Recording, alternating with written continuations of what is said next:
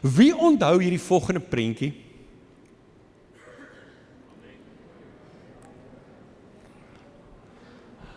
Van die jong mense sit en kyk na daai ding, wat's dit? Is dit 'n snaakse boek of dis 'n klokradio? Nou in die 80er jare was dit die groot ding, as jy 'n geskenk vir jou pa wil koop, dan het jy vir hom 'n klokradio gekoop, en dan het jy so een gehad, en my pa het spesifiek so een gehad, hy het sy net so gelyk.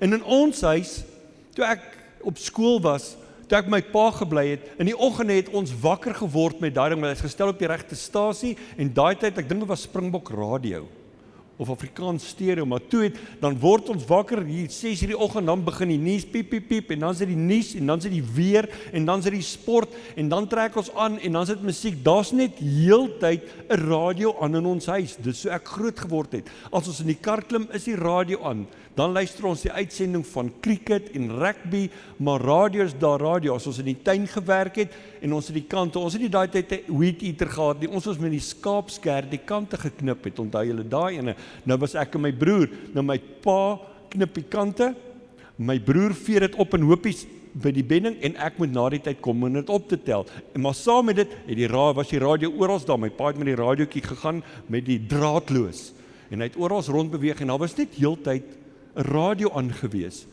Wie van julle se karradio is altyd aan, as jy in die kar klim? Kom, steek hoog op, hoog op, hoog op. Wie van julle, asseblief, ek soek net stilte, as jy in jou kar klim, is alles af. Okay. Kom ons doen 'n toets, ek gee julle 20 sekondes, as ek sê nou, dan begin ons, dan mag jy nie hoes nie, jy mag niks doen nie, 20 sekondes, doodse stilte, hier begin ons nou.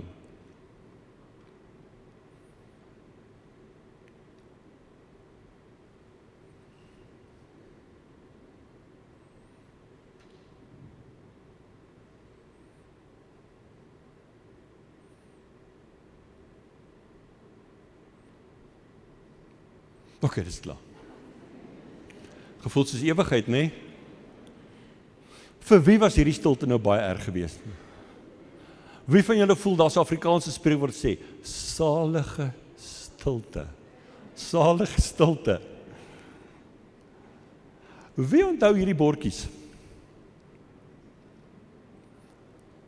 Jy kry dit nie meer nie, ek weet nie of daar ergens van der Byl van hierdie bordjies nog is nie, maar die ou dae, van die ouens wat nie weet nie, rondom die kerke, as jy aankom, ek dink omtrent 500 meter of so, voor die kerk, aan daai kant van die pad, en aan daai kant van die pad, was daar sulke bordjies waarop sê, stilte kerk. Dan as jy jaag, moet jy ophou jaag tot daar, dan moet jy baie saggies, jou radio saggies sit, ophou asemhaal, tot jy vir by die kerk is, dan kan jy weer ref en jaag. Daar was regtig sulke bordjies. As jy dit gaan Google, dan soek jy net stilte kerk bordjies. Dan kry jy sulke bordjies, maar jy kry nie baie meer van hulle nie. Of ek weet nie of daar nog is nie, maar op die internet hier en daar sien jy nog van dit. Dan sit ek met die vraag, is stilte belangrik? Is daar krag? Is daar iets in stil wees? Wat is die doel van stilte? Is daar doel agter dit? Want ons leef in 'n wêreld, ons leef in 'n tyd waar min goed stil is.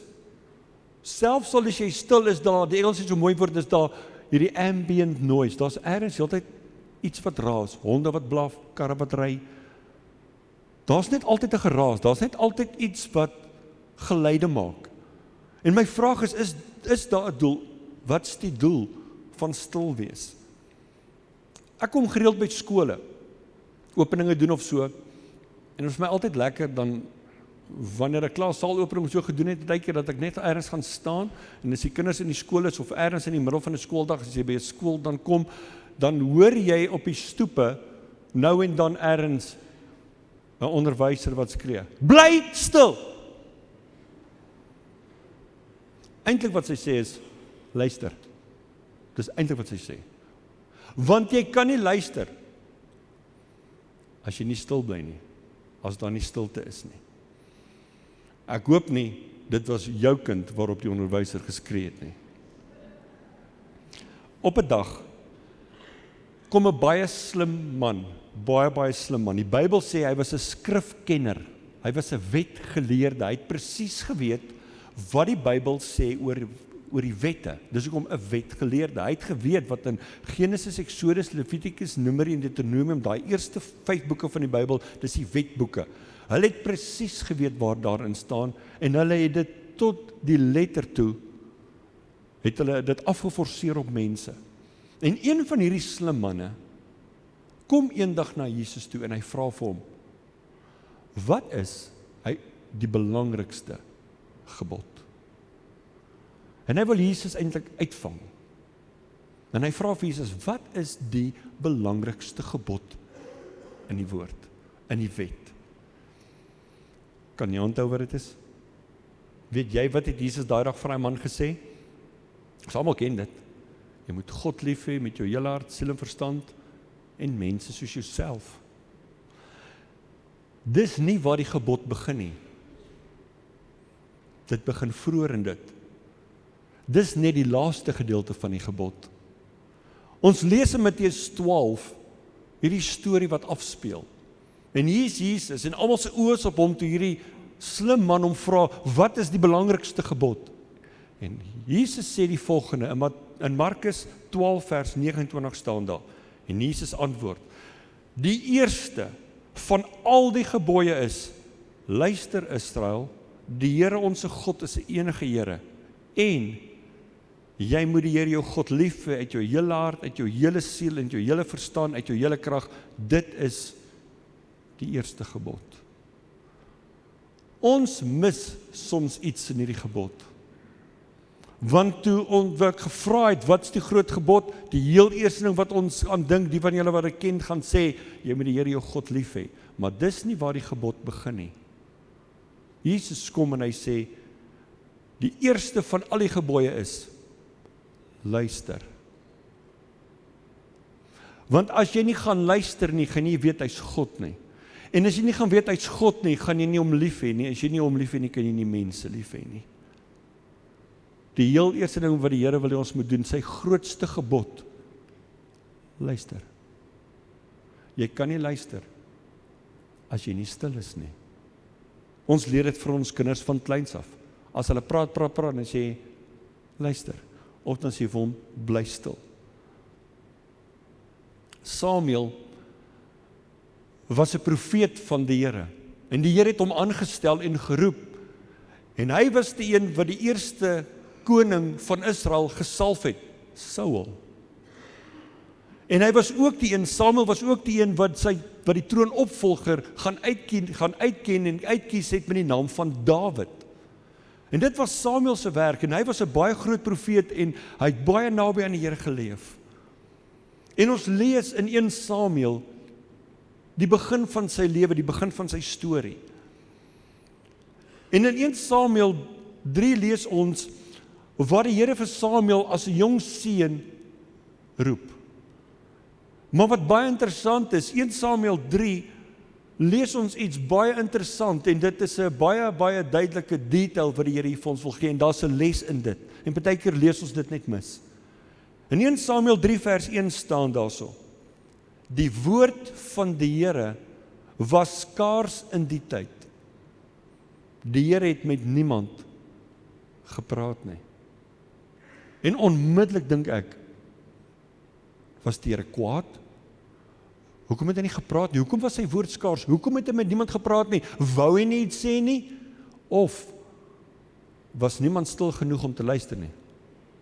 Hy wil praat, want dit is God se hart. God se hart is om by sy mense te wees, om tussen hulle te wees, om met hulle te gesels, om met hulle tyd te spandeer. Ons lees dit in Genesis 1 van die begin af. Toe God vir Adam en Eva geskep het, toe hulle in die tuin was daarna, en die Here het elke middag saam met hulle gewandel en met hulle gesels. So dis God se hart om te praat, maar hier lees ons, die woord van die Here was skaars in die tyd. Die Here het met niemand gepraat nie. En dan lees ons in hierdie gedeelte, waar die Here vir Samuel as 'n jong seun, hy was om en by 12 jaar oud, waar die Here hom roep. En hy het by Eli, die priester, gebly, want sy ma, Hanna, het hom aan die Here toegewy en gesê, hy gaan groot word in die tempel. En Samuel het van kleins af saam met Eli gebly. En ons almal ken hierdie storie. Die een aand lê Samuel as 'n jong seun in slaap. En hy hoor iemand roep hom, Samuel, Samuel. En hy staan op en hy word wakker. Ek weet nie hoe het hy so vinnig wakker geword en hy was omtrent 'n tienerseun. Tieners word nie wakker nie. Maar hy het wakker geword. En hy het opgestaan en hy gaan toe na Eli toe en sê, Eli, roep jy my? En Eli sê, nee, ek het jou nie geroep nie. Hy sê, o nee, want ek het gehoor, Samuel, Samuel. En so gebeur dit weer. Hy gaan dalk weer in die slaap. Ons ken die storie. En hy gaan slaap toe weer en hy word weer wakker. Iemand roep hom, Samuel, Samuel. En hy spring toe op en hy hardloop weer na Eli toe. Sê, ja Eli, het jy my geroep? Nee, ek het jy geroep nie. En so gebeur dit 3 keer. En op 'n stadium, toe kom Eli agter, wag 'n bietjie, hier iets meer in hierdie ding wat aangaan. En toe sê Eli vir jong Samuel, sê Samuel, as jy nou weer hoor, Samuel, Samuel, dan sê jy, spreek Here, ek luister. Want is die Here wat met jou praat, en dit gebeur. En Samuel het daai aand God se stem begin hoor en agterkom, dis die Here wat praat. Want toe hy weer geroep word, toe sê hy net, spreek Here, ek luister. En Samuel het daar begin leer om stil te raak en te luister as God praat. Kyk wat gebeur toe in die volgende hoofstuk in 1 Samuel. 1 Samuel 4 vers 1 staan daartoe. En die woord het tot die hele Israel gekom. Net die vorige hoofstuk staan daar. En die woord van die Here was skaars. Maar nou skielik het die woord van die Here tot die hele volk gekom. Wanneer ons gaan leer om stil te raak, gaan ons God se stem baie meer hoor. Ons almal wil hy moet met ons werk en met ons praat. Die geheim is, wees stil. Kryf jou 'n tyd van stilte. Want daar's in vandag se tyd soveel stemme wat met ons praat. Daar's baie stemme in hierdie wêreld. Mense, omstandighede, jou selfoon, sosiale media, jou man, jou vrou, jou kinders, jou baas, jou werk, finansies, ekonomie, die ekonomie en ekonomiese omstandighede, politiek, daar's soveel stemme. En ergens tussen hierdie horde stemme in ons lewens, is die Here se stem ook daar ergens tussen dit. Maar die Here moet ons help om na die regte stem te luister. Ons moet ons hart oopmaak op daai plek kom waar ons kan hoor wat sê hy. Ek weet daar's baie van ons mense wat daagliks Johannesburg toe ry. Wat commute elke dag Johannesburg toe. Ek weet nie hoe kry hulle dit reg nie. As jy nou hier ry en jy kom daar of net voor Joburg en jy vang spitsverkeer. Ons almal ken dit. En jy kom in daai spitsverkeer en die gevoel, die emosies wat jy beleef op daai oomblik, dis soos in, die verkeer is so onseker, is so onvoorspelbaar. Ek weet die mense wat elke dag ry, jy weet, ek moet 5:30 of ek moet 5:00 ry. Maar dan weet jy, as ek 5:00 ry, gaan ek daai tyd in Sandton wees, maar dan weet jy, dit hang of daar 'n ongeluk is, of die robotte alweer af is. Dit hang van soveel goed af. Maar wanneer jy kom en jy val skielik in so verkeer in en dit is spitsverkeer, kan jy niks doen nie. Jy kan niks doen nie. Nou is jy daar. Jy kan nie links regs nie, jy kan dit uitkom nie, jy kan nie reverse nie. Jy is nou maar net in dit in. Nou moet jy maar net sit en wag. Maar ek wil hê jy moet gou vir 'n oomblik na daai prentjie kyk en ek wil jou vra, wat se gevoel kry as jy dit sien? Dink daaraan as jy self in daai verkeer vassit. Wat se gevoel beleef jy? Dis frustrerend. Partykeer voel dit chaoties. Partykeer voel jy moedeloos en partykeer voel jy angstig, want jy gaan nou laat wees. Jy het juis vroeg gery om die verkeer te mis, en nou sit jy in die verkeer vas. Dis nou maar net hoe dit gebeur. Partykeer kry jy 'n oop pad. Watter gevoel kry as jy dit sien? Vakansie. Wat 'n gevoel kry jy? Vryheid, rustigheid, dis net skielik kalmte. Jy beleef net skielik kalmte. Ek wil jou vanmôre vra, watter een van hierdie twee prentjies vertel vandag jou lewe?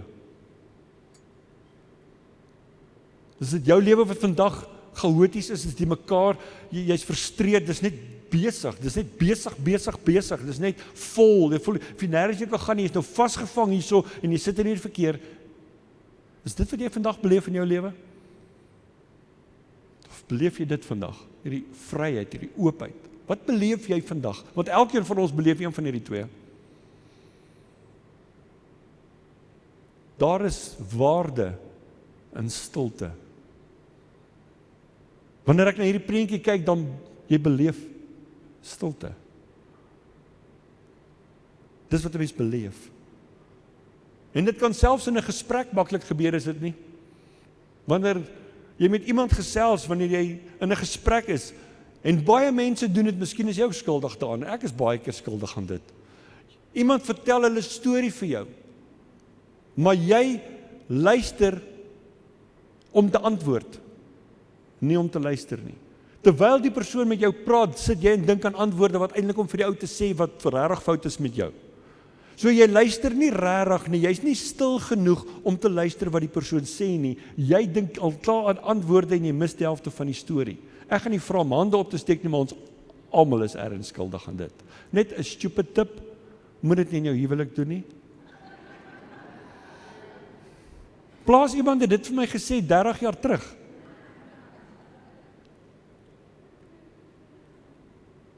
Hoor wat sê Jakobus 1 vers 19.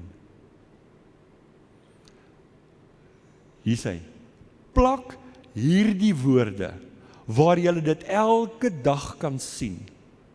Julle moet mense 'n kans gee om te sê wat op hulle hart is. Luister rustig na hulle, sonder om hulle te wil doodpraat. Wanneer dit jou kans is, gee jou mening. En al die vrouens sê, eintlik wat hierdie vers, kom ek som hierdie vers in Afrikaans op, bly stil. Bly net stil en luister. Maar weet julle wat is die gevaar? Hoe ons met mense is. Ons luister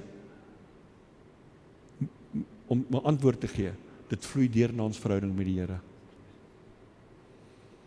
Ons doen dit met die Here ook. Ons gee soms so baie instruksies vir die Here wanneer ons bid, terwyl hy nooit kans kry om sy plan vir ons te gee nie. Wanneer ons bid, ons bid so en ons sê so en ons praat so en ons praat en op die ouend wil die Here elke keer net iets sê, hy wil sy plan, hy wil sy doel aan jou bekend maak, maar hy kry nie kans om te praat nie, want jy bly net heeltyd praat. Ek wonder of dit nie die rede was dat die woord van die Here skaars was in daai tyd van Samuel nie. Hulle het net te veel gepraat. Die volk het die Here nooit kans gegee om iets te sê nie. Sy kinders was nie stil genoeg nie. Wie van julle ken mense wat baie praat? Ek wonder of aan jou nou dink, as ek nou dit sê. Jy kry mense wat praat, hulle het verskriklik baie woorde. Hulle praat aanhoudend, en jy wil net as hulle wil asemhaal, wil jy iets sê, jy kry ook nie kans nie. Die ou praat, later vir hoe praat nou net klaar. Ken jy sulke mense? En ergens voel jy terwyl die persoon praat, asseblief om Vadersnaam bly net vir 'n oomblik stil. Ek sien dis baie skuldige mense, hulle sak hulle koppe en ek weet dis baie mans wat dink, ek ken so vrou. Ek het nie gesê jou vrou nie, ek het gesê so vrou. En jy voel bly net vir 'n oomblik, net 'n bietjie, net 'n bietjie stil. Dis al wat ek vra, net 'n bietjie. Daar kom jy baie sin uit die woorde uit, maar bly net stil. Die Here sê, ek het baie sulke kinders. Baie. Ek kry net nie kans om met hulle te praat nie. En ek dink as gevolg van dit, kom die Here in Psalm 46 vers 11 en hy kom sê die volgende, dis die Here wat hierso praat. En daar sal staan, wees stil en weet ek is God. Ek het gaan kyk, daai wees stil, in die oorspronklike taal in Hebreëus, is dit 'n uitroep, dis 'n opdrag. Die Here vra jou nie hier nie, hy sê vir jou, bly stil. Wees stil net vir 'n oomblik. Hou op praat, hou op moan, hou net op. Bly stil en wees stil en weet vir 'n oomblik, ek is God. Dis 'n opdrag wat die Here hierso gee. En ek wil hê jy moet hoor vandag. Daar's van ons wat moet dit vandag hoor. Die Here sê, ek wil hê jy moet ophou praat. Ek wil hê jy moet ophou vir my heeltyd sê wat om te doen. Die Here sê, hou op om my voor te skryf hoe ek moet, wanneer ek moet, op watter manier ek moet, en nou sê vir my, wat is die tydperk? Ek is God, ek weet presies wat ek doen. Wees stil. Ek is God. Ek is in charge. Al voel dit nie vir op die oomblik so nie, maar ek weet wat ek doen. Hoekom is dit vir die Here so belangrik dat ons moet stil wees? Hoekom sê hy dit? Dit klink amper asof dit lelik is. Dit klink amper asof die Here sê, maar hoor jy, skerp net so bietjie hoor. Regtig, jy moet net so bietjie na jou mond hou. Dit klink lelik. Toe gaan kyk ek bietjie, wat beteken die woord stil? Wat hy hier gebruik, waar hy sê, wees stil. Daai woord stil is die Hebreëse woord Rafa. En van julle gaan nou liggies nou aangaan. Jy kry Jehovah Jireh, die wat voorsien. Jehovah Nissi, is my banier. En Jehovah Rafa, wat beteken dit? Kom ek lees vir jou wat beteken daai Hebreëse woord Rafa, wat die Here sê stil. Dit beteken to mend, to repair, to rest, letting go, and to make whole. Jou en my stilte maak ons gesond. Jou en my stilte bring heelheid in ons harte. Jou en my stilte kan ons by 'n plek kom waar die Here sê, bly stil en weet dat ek is die God wat jou gaan gesond maak. Daai goed wat jy oor worry, wat jy heeltyd vir my sê om te doen, in jou stil wees, gaan ek jou oorwinning gee. In jou stil wees gaan ek jou hart heel maak, gesond maak, weer vol maak, weer reg kry. Want dit staan in Jesaja 30 vers 15 die volgende. In stil wees en vertroue lê julle krag. Dis wat dit lê. Wanneer ons gaan stil wees, wanneer ons die Here gaan toelaat om ons harte heel te maak, gesond te maak, reg te maak. Die Here sê, dis daar waar jou krag gaan lê. Want die ding is, wanneer ons heeltyd gaan praat en heeltyd ons dinge vir die Here kom sê en kom wees, Here, maar doen dit, Here, nou moet jy dit doen, Here, nou moet jy hierdie goeders doen, dan sê die Here, maar jy gee my nie kans om vir jou krag te gee nie, want wanneer ons harte gaan heel word en ons stil wees, dis waar ons krag lê. Dit maak amper die sin om te dink, maar bly stil, jy kry krag nie. Dit maak nie sin nie, maar vir die Here maak dit absoluut sin. Want ons is net te besig. Die Here wil ons vat van hierdie besige lewe, hierdie wat verkeer prentjie. Hy wil ons vat van daar af na 'n plek van rus toe.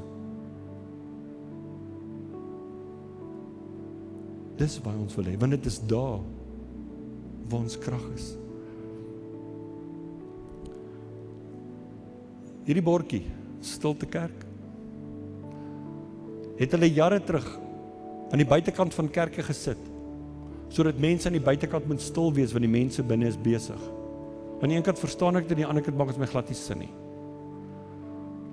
Maar toe ek so sit en voorberei het, en toe kry ek hierdie prentjie van hierdie bordjie, en ons het hierdie week hierdie bordjie toe gemaak, en ek ervaar in my hart asof die Here sê, hierdie bordjie mag nie buitekant die kerk wees, en die Here sê, ek wil hierdie bordjie eintlik binne my kerk kom neersit, en net vir hulle sê, stilte, kerk, laat ek net praat. Maak jou hart voor my oop, dat ek kan genees, dat ek kan heel maak, want in jou chaos, moet jy stil raak en sê, hy is God. En dit is juis in stil wees en vertroue, waar ons krag lê. Maar die Here wil vanmôre vir baie van julle kom sê, stilte, my kind, raak jy net rustig. Ek is God, Ek sien beheer, ek weet om te doen, en dit waar jy gaan, daai moedeloosheid, daai goed wat jou frustreer, daai goed wat skielik oor jou pad en oor jou lewe gekom het, en jy weet nie hoe nie, jy weet nie wat nie, jy weet nie waar jy nie, die Here wil net vanmôre vir jou kom sê, wees net stil, en weet, ek is God.